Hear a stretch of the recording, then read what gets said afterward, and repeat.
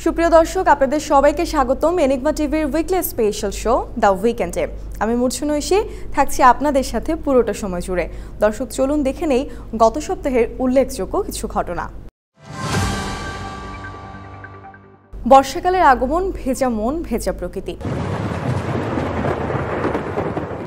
বাংলা বর্ষপঞ্জিকা অনুযায়ী গত 15 জুন থেকে শুরু হয়েছে বর্ষাকাল। গ্রীষ্মের খরতাপে পুড়ে যাওয়া ধরনে যেন অবশেষে পেয়েছে প্রশান্তির ছোঁয়া।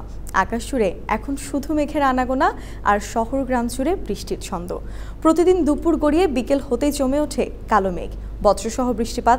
কখনো ঘন্টার পর ঘন্টা, কখনো হঠাৎ এসে ভিজিয়ে দিয়ে চলে যায়। ছাতা হাতে চলা মানুষগুলো, জানালার পাশে বসে থাকা কিশোর কিশোরীরা, কিংবা বারান্দায় চুপচাপ দাঁড়িয়ে থাকা বৃদ্ধ, সবাই যেন এই বৃষ্টিকে আপন করে নিয়েছে। শুধু রোমান্টিকতা নয়, বর্ষাকাল কৃষির জন্য আশীর্বাদ। খালবিল নদীনালা পানিতে ভরে ওঠে, প্রাণ ফিরে পায় বাংলার জলজ জীবন। তবে বর্ষা শুধু স্নিগ্ধতা নয়, নিয়ে আসে কিছু চ্যালেঞ্জও। শহরের জলাবদ্ধতা, গ্রামীণ জনপদের ভাঙন কিংবা রোগবালাইয়ের আশঙ্কা, এসবের প্রতিকারে প্রস্তুত থাকতে হয় আমাদের সকলকে। তবুও বর্ষা আমাদের চিরচেনা, চিরপ্রিয়। কবিতা, গান, গল্প আর স্মৃতিতে বর্ষার জায়গা একেবারে আলাদা। বর্ষাকালের এই আগমন যেন আমাদের মনে করিয়ে দেয় প্রকৃতিরও অনুভব আছে, আবেগ আছে, ভালোবাসা আছে। 15 জুন বাবা দিবস, নীরব ছায়ার ভালোবাসা। প্রতি বছর জুন মাসের তৃতীয় রবিবার পালিত হয় বাবা দিবস। এবার 15 জুন সেই বিশেষ দিন পালিত হলো, যে দিনটিতে আমরা একটু থেমে তাকাই সেই মানুষটির দিকে, যিনি সব সময় ছায়ার মতো থেকে গেছেন আমাদের জীবন গড়ার পেছনের নায়ক হয়ে। বাবা এই শব্দটি যতটা ছোট, তার ভূমিকা ততটাই বিশাল। তিনি হয়তো মায়ের মতো আদরে ভরিয়ে দিতে পারেন না, কিন্তু জীবনের প্রতিটি কঠিন বাঁকে শক্ত দেয়াল হয়ে দাঁড়িয়ে থাকেন। ছোটবেলায় সাইকেলের পেছনে যে হাতটা ধরা থাকতো, বড় হয়ে সেই হাতই জীবনের ভার বহন করার সাহস যোগায়। শীতের সকালে নিজের চাদর দিয়ে ঘুম পাড়িয়ে অফিসে যাওয়া মানুষটি তো বাবা, যিনি নিজের ইচ্ছেগুলো বিসর্জন দিয়ে আমাদের স্বপ্নকে উঠতে দেন। এবার বাবা দিবসে এনিগমা টিভি চমৎকার একটি গান প্রকাশ করেছে, যা দর্শক হৃদয়ে ব্যাপক সাড়া ফেলেছে। বাবা মানে অনেক আদর, দু চোখ ভরা মায়া। বাবা মানে আমার কাছে পাহাড় সমান ছায়া। বাবা মানে মন আকাশে কত স্মৃতি ভেসে আসে, হৃদয়ে দোল খেয়ে যায় কিছু শীতল হাওয়া। বাবা মানে আমার কাছে পাহাড় সমান ছায়া।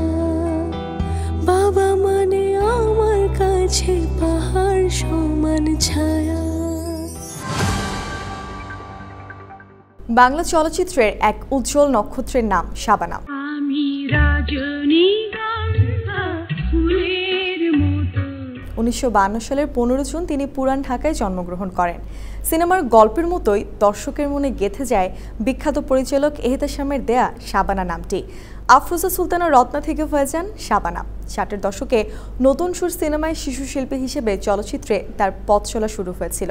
60-এর দশকের শেষ দিকে চকরের সিনেমায় তাকে নায়িকা হিসেবে দেখা যায়। তিনি 299টি চলচ্চিত্রে অভিনয় করেন, যার মধ্যে 130টি চলচ্চিত্রে তার বিপরীতে ছিলেন আলমগীর। এছাড়া রাজ্জাক, সোহেল রানা, উজ্জ্বল, ফারুক, বুলবুল আহমেদের বিপরীতে শাবানার অভিনয় এক অনন্য উচ্চতায় ছুঁয়েছিল। অভিনয় জীবনে 11 বার জাতীয় চলচ্চিত্র পুরস্কার পেয়েছেন শাবানা। জাতীয় চলচ্চিত্রে পেয়েছেন আজীবন সম্মাননা। ঘরে ঘরে যুদ্ধ সিনেমায় তিনি সর্বশেষ অভিনয় করেন। এরপর অভিনয় জগৎ থেকে অনেকটাই দূরে চলে যান। 15 জুন ছিল এই কিংবদন্তির জন্মদিন। আমি বীরাঙ্গনা বলছি গ্রন্থে ডক্টর নীলিমা ইব্রাহিম তুলে ধরেছেন 71-এর নির্যাতিত নারীদের হৃদয় বিদারক বাস্তবতা। এই গ্রন্থ আমাদের জাতীয় বেদনার এক জীবন্ত দলিল। ডক্টর নীলিমা ইব্রাহিম ছিলেন একজন বিশিষ্ট শিক্ষাবিদ, সাহিত্যিক, সমাজকর্মী এবং মুক্ত বুদ্ধির চিন্তক। 1921 সালের 11 অক্টোবর খুলনার বাগেরহাটে তিনি জন্মগ্রহণ করেন। সাহিত্যের নানা শাখায় তার অবদান অসাধারণ। উল্লেখযোগ্য নাটক 2-2-4, যে অরণ্যে আলো নেই, রোদ চলা বিকাল, সূর্যাস্তের পর। উপন্যাসের মধ্যে আছে 20 শতকের মেয়ে, এক পথ দুই বাঘ, কেয়াবন সঞ্চারিণী, বনহি বলয়। 2002 সালের 18 জুন তিনি প্রয়াত হন।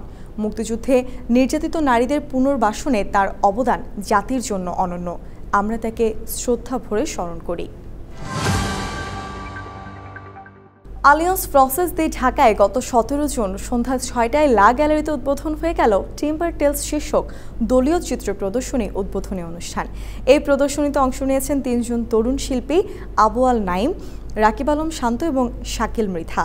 প্রদর্শনীতে তাদের 20টি শিল্পকর্ম স্থান পেয়েছে, যা সমকালীন ভাবনায় নির্মিত, যেখানে তুলে ধরা হয়েছে অস্তিত্ব, পরিবেশ, স্মৃতি এবং সমাজের গল্প। এই 3 জন শিল্পী সম্প্রতি ঢাকা বিশ্ববিদ্যালয়ের চারুকলা অনুষদ থেকে প্রিন্ট মেকিংয়ে BFA এবং MFA ডিগ্রি অর্জন করেছেন। এই প্রদর্শনীটি 3টা থেকে রাত 9টা পর্যন্ত সকলের জন্য উন্মুক্ত থাকবে এবং চলবে 25 জুন 2025 পর্যন্ত।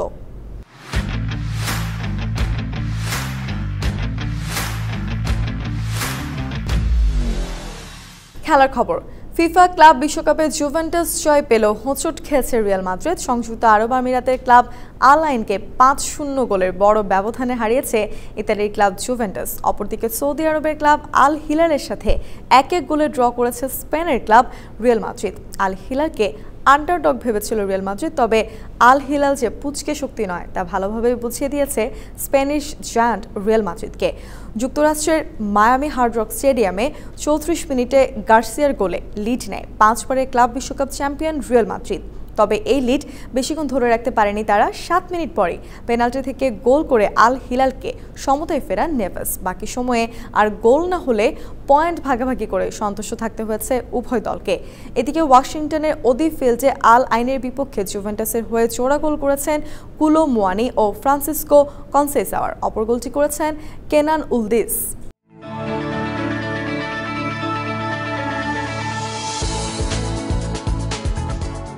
বাংলাদেশ আবহাওয়া অধিদপ্তরের পক্ষ থেকে দেওয়া সর্বশেষ বার্তায় আগামী সপ্তাহে রাজশাহী, রংপুর, ঢাকা, ময়মনসিংহ, খুলনা, বরিশাল, চট্টগ্রাম এবং সিলেট বিভাগের অধিকাংশ জায়গায় অস্থায়ীভাবে দমকা হাওয়া সহ বিদ্যুৎ চমকানো বা হালকা থেকে মাঝারি ধরনের বৃষ্টি অথবা বজ্রসহ বৃষ্টি হতে পারে। সেই সাথে সারা দেশের কোথাও কোথাও মাঝারি ধরনের ভারী থেকে অতি ভারী বর্ষণ হতে পারে। সারা দেশে দিন এবং রাতের তাপমাত্রা প্রায় অপরিবর্তিত থাকতে পারে। এবার দেখে নেই দর্শক যে আগামী সপ্তাহে দেশের 8 বিভাগের আবহাওয়ার পূর্বাভাস।